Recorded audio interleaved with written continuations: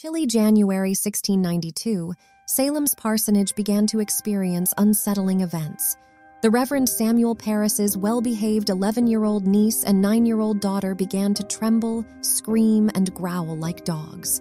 A local doctor diagnosed an evil hand and said the girls were not ill.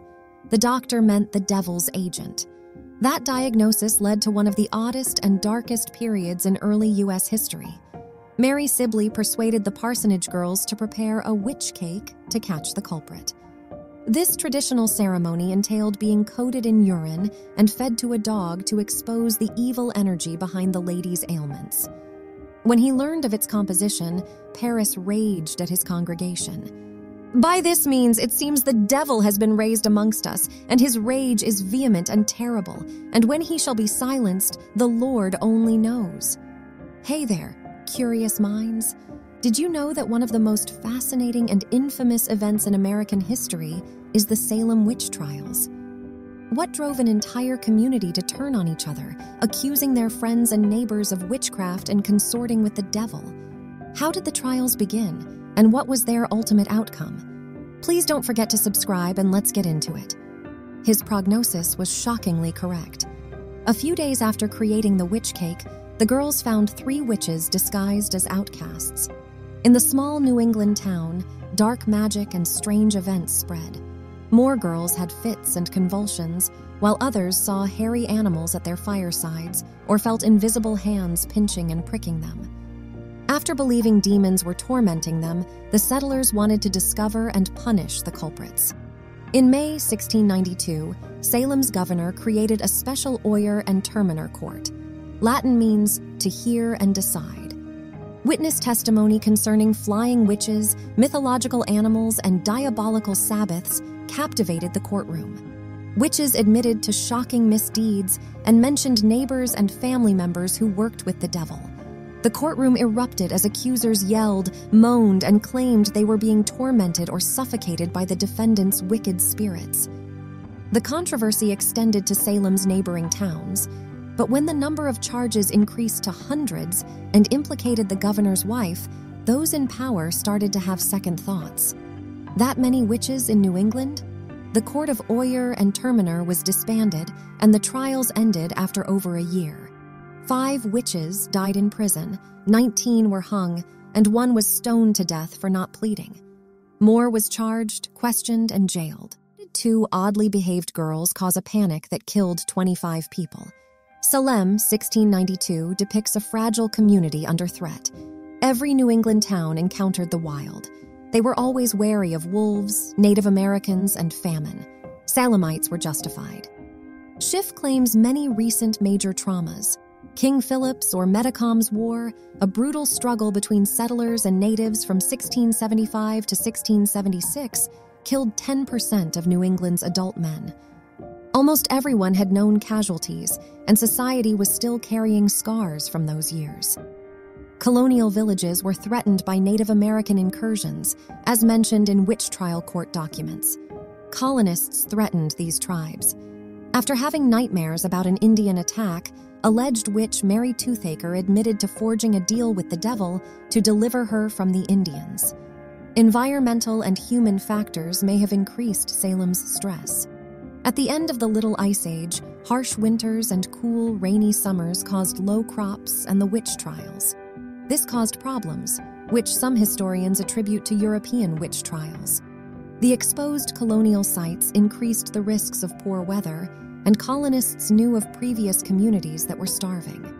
These pressures cannot explain why Salemites' fears were centered on witchcraft, but they can illuminate some of the underlying fears that may have made the area more paranoid when the first charges appeared. Salem was founded by Puritan revolutionaries seeking a new Jerusalem. According to Professor Ronald Hutton, Puritanism provided exceptionally fertile soil for witchcraft beliefs to sprout and flourish. Theology's scriptural literalism contributed to this. According to the 1641 Massachusetts Law Code, "Thou shalt not suffer a witch to live" in the Book of Exodus meant witches must be executed. Persecution started the Puritans. In the 1690s, when French Catholics moved closer to Puritan colonies and generational change diminished religious ardor, they saw a threat. A good Puritan has to find and eliminate any internal or external challenges to the community's spiritual purity. Professor Marion Gibson's 2023 book, Witchcraft: A History in 13 Trials, claims they believed God wanted them to cleanse the world of evil. You supported or opposed God. Binary thought predominated. Church members' stringent moral standards raised moral awareness and the desire to monitor and supervise surrounding behavior. Gibson stated, "You were not only expected to follow the rules exactly, but even to think the right thoughts." The neighborhood identified some of the accused as non-Puritans in this conformist environment. Neighborhood disagreements may have caused a life-threatening accusation. Many Court of Oyer and Terminer defendants were conversant with the judicial system. Salem's colorful history of land disputes, family feuds, and litigation may explain neighbors' fast turn against each other. Professor Marion Gibson said Salem was full of contentious, argumentative people who liked debating. Since they toured the world to handle their own affairs, they were quite strong-minded. Happiness doesn't always come from an outspoken group. Many of those executed had been in disputes and legal battles. Giles Corey, who was stoned to death, had murdered a farmhand, while Bridget Bishop, the first to hang, had been convicted of stealing and witchcraft. George Burroughs, Salem's pastor for 3 years, cultivated enemies, failed on loans, and was known for brutality and marital violence. The mud stuck. 30 witnesses accused Burroughs of wife murder and demonic baptisms during his trial in 1692, even though he had not lived in the colony for 9 years. Some accused were well-liked neighbors. The magistrates were surprised when the devout Martha Corey was labeled a suspect, and several individuals signed a petition in support of the old Rebecca nurse, reluctant to believe that the matriarch of a prosperous family could be a demon agent. Both were hanged. Even though it is unclear how many pre-existing grievances were repeated through the witch trials, this group was definitely poised to splinter when the opportunity arose. Salem's 19 witches included 14 women. Thus, the witch hunt has been used to cleanse problematic women. Sarah Good, who was homeless and cursed everyone who rejected her begs, and Sarah Osborne, who made enemies through legal fights, fit this model. Bridget Bishop was accused of murdering her first husband, stealing, and witchcraft. Professor Marion Gibson stated, "Women in Puritan society were disempowered in all kinds of ways. People imagined they would seek power in other ways, like magic, when they were denied it by conventional means." Witchcraft allegations and demonology texts frequently referred to women's alleged weakness and loose tongues as characteristics associated with Satan, Gibson says. He was known for manipulating people with his words. Women and witchcraft don't go together when you look closely. Professor Ronald Hutton has dispelled the idea that witch hunting was woman hunting, a way for a male-dominated society to terrify and subdue independent-minded women. Because women have not always practiced dark magic, Iceland and Normandy accused men of witchcraft. The town's former clergyman, George Burroughs, was suspected of being the ringleader. Salem hanged 5 men. Salem's women found that even in devil worship, men ruled. As charges mounted, Massachusetts Bay Colony Governor William Phips took quick action. On May 27, 1692, he appointed 7 persons of the best wisdom and figure that could then be pitched upon to preside over the Court of Oyer and Terminer, with Lieutenant Governor William Stoughton as chief judge.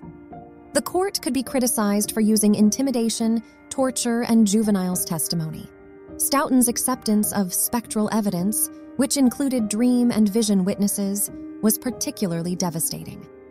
Mercy Lewis, a teenager, said she saw the apparition of Giles Corey come and afflict me, by times beating me and almost breaking my back. In other instances, accusers lied about being choked, bit, or pinched.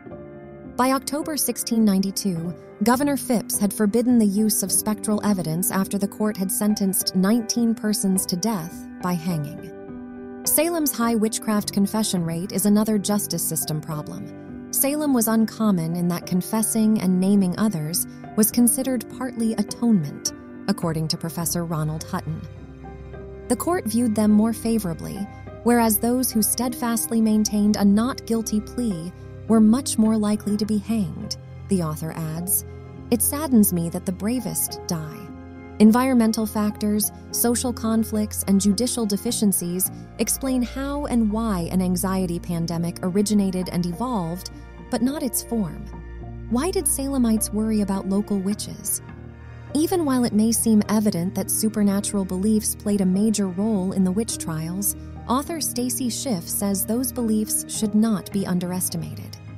Salemites in 1692 believed in witchcraft. It was obvious, she says. The Salem accusations, trials, and killings followed a period of increased witchcraft persecution in Europe and North America, giving the villagers plenty of grisly ideas and imagery. In America Bewitched, the story of witchcraft. After Salem, Professor Owen Davies writes, "When you look at the intellectual, social, and cultural world of the 17th century, witchcraft made perfect sense. Salem's hysteria wasn't craziness. The best intellectuals embraced witchcraft and tried to explain it. Salem's witchcraft belief relieved many concerns. From annoying neighbors to religious order threats, it solved many problems immediately. These Salem superstitions weathered the trials, proving their resilience." Davies said, "Everyone was willing to believe that they might have actually condemned innocents. However, no one was ready to entirely abandon witchcraft. Witch beliefs continued after the witch trials. I hope you found it as fascinating and eye-opening as I did. From mysterious afflictions to bizarre trials and executions, this period of history is truly one of the most captivating and eerie." If you enjoyed this video, be sure to hit that subscribe button. Thanks for tuning in, and until next time, stay curious and keep learning.